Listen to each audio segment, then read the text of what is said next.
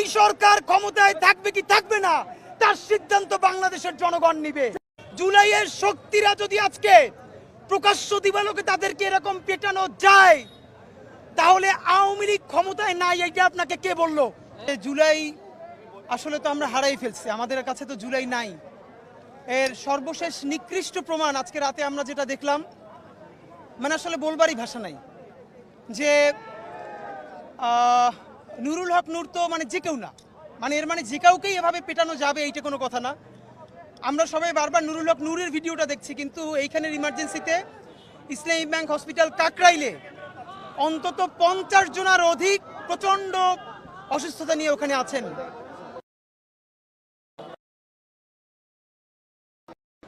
নির্বাচনের ট্রেন ছেড়ে দেওয়ার মধ্যে ঢাকায় প্রকাশ্য দিবালোকে মিডিয়ার সামনে একটা রাজনৈতিক দলের প্রধানকে এভাবে পেটানোই শুধু যায় না, একটা হলো on the spot of the movement আপনি সিচুয়েশন কন্ট্রোল করবার জন্য ধস্তাধস্তি করেছেন, আর একটা হলো কতটা ক্ষোভ কতটা আক্রোশ থাকলে লাঠি দিয়ে খুঁচিয়ে খুঁচিয়ে মারা যায়।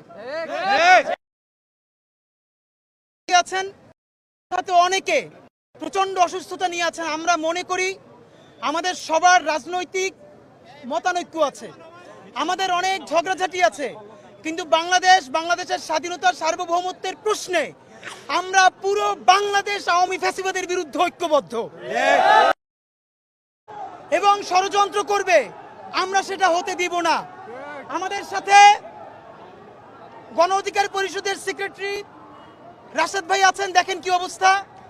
আমাদের বড় ভাই মঞ্জু ভাই উনি আছেন, আরো অনেকে কম সময়ের মধ্যে আসতে চেয়েছেন, কিন্তু আমরা আপনাদেরকে খুবই একটা কথা জানাতে চাই। গত 1 বছর ধরে বিভিন্ন ঘটনায় আমরা কখন ইনকিলাব মঞ্চ থেকে, কখনো এবি পার্টি থেকে, কখনো অধিকার পরিষদ থেকে বিচ্ছিন্নভাবে প্রচুর প্রোগ্রাম করবার চেষ্টা করেছি, কথা বলেছি, কিন্তু যেইভাবে সংঘবদ্ধভাবে সেবাদাসের বিরুদ্ধে এবং আওয়ামী ফ্যাসিস্টদের বিরুদ্ধে বাংলাদেশের যত রাজনৈতিক দল এবং শক্তি আছেন, আজ রাতের মধ্যে সকলে নতুন করে ঐক্যবদ্ধ হন। ভাইরা আমার, আমরা যদি ঐক্যবদ্ধ হতে না পারি, বাংলাদেশ বাঁচবে না, স্বাধীনতা বাঁচবে না, সার্বভৌমত্ব বাঁচবে না। জুলাইয়ের শক্তিরা যদি আজকে প্রকাশ্য দিবালোকে তাদেরকে এরকম পেটানো যায়, তাহলে আওয়ামী লীগ ক্ষমতায় নাই এটা আপনাকে কে বললো? এখন আওয়ামী লীগের বি টিম নাকি সি টিম ক্ষমতায়, সেইটা আমরা জানতে চাই। ভাইরা আমার, মঞ্জু ভাই নির্দিষ্ট একটা সময় ঘোষণা করবেন, আমরা সবাই নিজেরা একসাথে হয়েছি, সেই সময়ের মধ্যে কোনো একক উপদেষ্টার কথা বলছি না, পুরো সরকার এইখানে কারা হামলা করেছে প্রত্যেকের ফুটেজ আছে, সে আর্মি হোক, পুলিশ হোক, অন্য যে কোনো বাহিনীর হোক, আমরা জানি না। আমরা খুবই দায়িত্বশীল আচরণ করছি।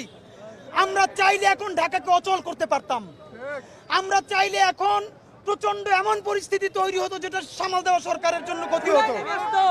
আমরা সেটা চাই না, আমরা দেশের স্থিতিশীলতা চাই।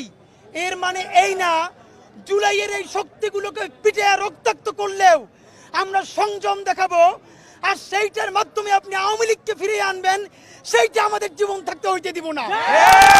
সুতরাং বন্ধুরা আমার, নুরুল হক নূর এবং তার বন্ধুদের উপরে যেই হামলা হয়েছে, এই তার নেতা কর্মীদের উপরে যে হামলা হয়েছে, এই হামলা তার একক তার উপরে হয় নাই, মঞ্জু ভাইয়ের উপরে হয়েছে, ইনকিলাব মঞ্চের উপরে হয়েছে, সারা বাংলাদেশের স্বাধীনতার সার্বভৌমত্বের পক্ষের শক্তির উপরে হয়েছে।